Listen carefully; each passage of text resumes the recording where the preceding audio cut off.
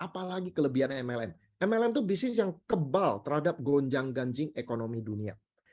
Perekonomian pasca pandemi. Sekarang kan boleh dibilang pasca pandemi ya. Walaupun COVID nggak sepenuhnya hilang, tapi sudah masuk endemi ya. Artinya mulai dianggap seperti flu biasa ya. Kalau kena COVID ya udah istirahat aja 3 hari, mungkin flu, batuk, habis itu ya gejalanya hilang, kemudian 10 hari udah negatif ya. Jadi orang sudah menganggap ya inilah kita udah harus hidup dengan virus COVID ini, nggak tahu sampai kapan ya. Nah, setelah pasca pandemi orang berpikir, wah ini ekonomi akan pulih lagi. Ya, orang udah semangat, ekonomi bakal pulih lagi. Ternyata habis pandemi datanglah perang. Perang Rusia, perang Ukraina, nggak habis-habis. Ya, makanya ini ya, sampai ini pengaruhnya ke ekonomi loh teman-teman. Sebelum itu saya mau ngomong lagi dikit ya. Perang Rusia sama Ukraina ini masih lanjut dan ini kemungkinan bisa bertahun-tahun nih, bisa jangka panjang. Sekarang China sama Taiwan ya, sebenarnya China sama Amerika lah itu udah mulai hot lagi ini masalah Taiwan nih ya. Semoga jangan perang lah. Kalau perang itu kita di Indonesia, Asia Pasifik kan lebih dekat ya. Itu pengaruhnya nanti bisa lebih parah lagi ya.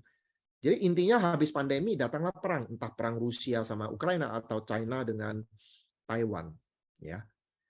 Akibatnya apa? Perekonomian dunia terganggu. Sampai ini udah banyak yang tahu ya, ini udah cukup lama juga. Jokowi ya, ini dari Bank Dunia ya, bahwa 60 negara akan ambruk perekonomian karena ancaman krisis. Dan yang sudah benar-benar bangkrut tuh Sri Lanka. Menyusul ada 10 negara mau bangkrut, salah satunya Turki, terus apa lagi ya. Nah, ini kenapa kayak gitu? Kalau Bapak Ibu dengerin podcastnya Rena Kasari, dia bilang apa? 109 negara memang mengalami krisis. Paling tidak ada 3 krisis, yaitu krisis keuangan, krisis pangan, dan krisis energi. Krisis keuangan karena hampir semua negara di dunia ketika pandemi mereka pinjam duit ya, karena mereka harus ini ya menghidupi perekonomian, bahkan bayarin warganya, dan warganya diam di rumah nggak kerja. Bayangkan ya, mereka harus keluar duit berapa banyak, sehingga pinjaman ini membuat mereka ngalamin krisis keuangan. Krisis pangan ya jelas, krisis pangan sama krisis energi ini sebagai buntut dari perang Rusia sama Ukraina ya, karena lumbung pangan dan juga lumbung energi itu ada di 2 negara itu ya, maka dunia terkena krisis seperti itu ya. Kita bersyukur ya Indonesia karena ada batu bara yang naik, lalu ada kelapa sawit, juga minyak goreng ya, CPO itu yang naik juga. Belum lagi ada nikel, Indonesia agak diuntungkan dengan itu ya. Sehingga kita masih bisa subsidi BBM. Coba kalau misal kita nggak subsidi lagi itu, inflasi gila-gilaan ya.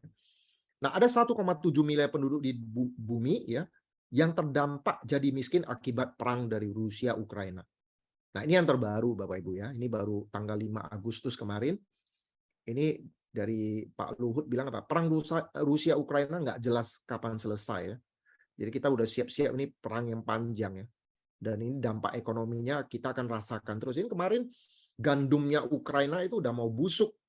Untung ya waktu itu Turki menjembatani, akhirnya sebelum ini membusuk bisa dikirim keluar. Lumayanlah bisa buat makanan dunia ya. Bayangkan ya, dunia banyak kelaparan tapi gandum itu stok di Ukraina nggak bisa dikirim ya, dan dibiarkan membusuk di situ ya. Kan itu membuat krisis pangan seluruh dunia ya. Nah, ini juga yang terbaru, Pak Jokowi bilang apa? Kondisi ekonomi dunia 2022 sulit ya. Sekarang ini sulit ya. Mungkin Bapak Ibu teman-teman merasakan juga ya. Dan tahun depan gelap katanya. Belum lagi di Indonesia ya, tahun politik ya tahun depan ya. 2023, 2024 pasti ada dampak ekonominya. Nah, artinya apa? Ini kondisi ekonomi lagi sulit. Dan MLM menjadi bintang di saat krisis ekonomi. Ini selalu terjadi. Kenapa? Karena pada saat krisis ekonomi banyak bisnis nggak jalan, ada perusahaan tutup, banyak orang di PHK, sehingga mereka melirik bisnis MLM. Banyak sekali teman-teman waktu masa pandemi aja kan banyak PHK juga ya. Yang tadinya nggak tertarik MLM jadi terbuka untuk MLM. Jadi MLM ini jadi bintang di saat krisis ekonomi. Nah, bagaimana ketika ekonomi maju? Tetap aja hot. Selama ada manusia yang tidak nyaman hidupnya, maka MLM selalu akan tetap hot. Ya.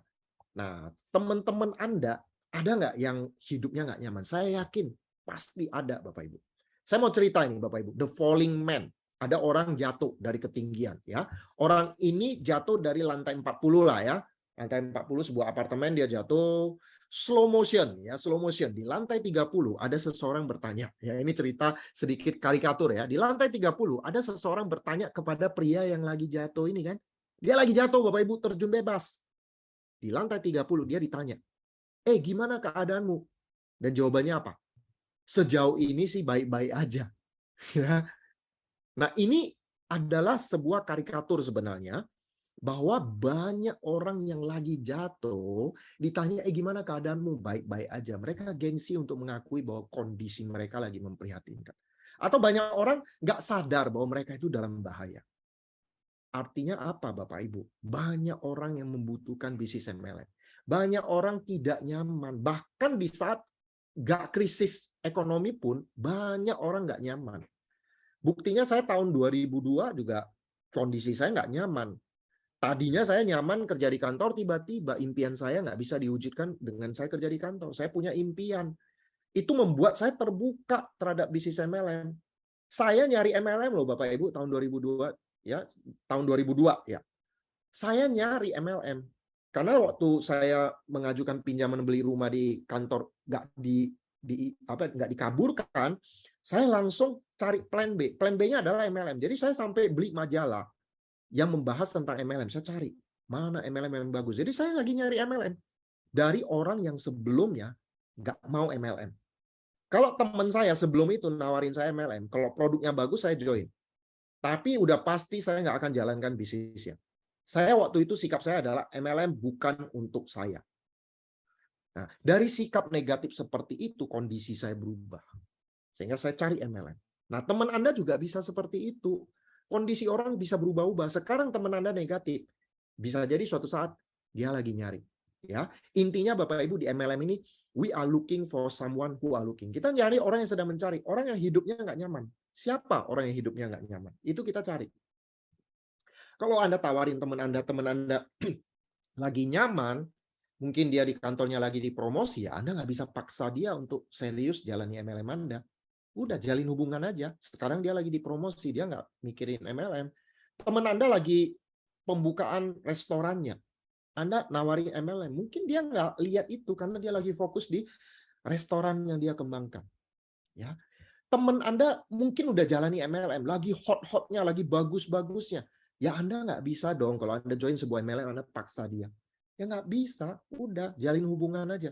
Kita mencari orang yang sedang mencari, orang yang tidak nyaman. Mungkin MLM-nya sekarang dia udah nggak nyaman, dia lagi nyari-nyari untuk pindah MLM lain. Nah, Anda masuk di situ, mungkin dia mau. Atau ya dia punya impian, dan dia mulai sadar bahwa pekerjaan di kantor nggak bisa wujudkan. Bisnis yang dia tekuni sekarang kayaknya udah mulai nggak bagus. Nah, orang yang sedang mencari seperti itu yang Anda cari sebenarnya, Bapak Ibu. Makanya siap ditolak banyak orang. Jangan Anda pikir Anda lihat MLM Anda bagus, semua teman Anda harus seperti Anda. Nggak bisa. Ya. Nah, saya juga begitu, Bapak Ibu. Saya jalani MLM, saya presentasi orang, tetap aja Bapak Ibu 80% menolak saya. Dan saya udah nggak merasa stres, kecewa, kok bisa ya dia nolak saya. Saya nggak kayak gitu lagi, karena udah mengerti kenapa orang menolak. Orang yang sekarang menolak Anda, bisa jadi 2 tahun lagi, 3 tahun lagi. Saya pernah punya teman yang 7 tahun kemudian baru join. Ya, padahal saya udah tawarin dia awal-awal. Dia nggak mau, 7 tahun kemudian dia baru join. Oke, jadi we are looking for someone who are looking.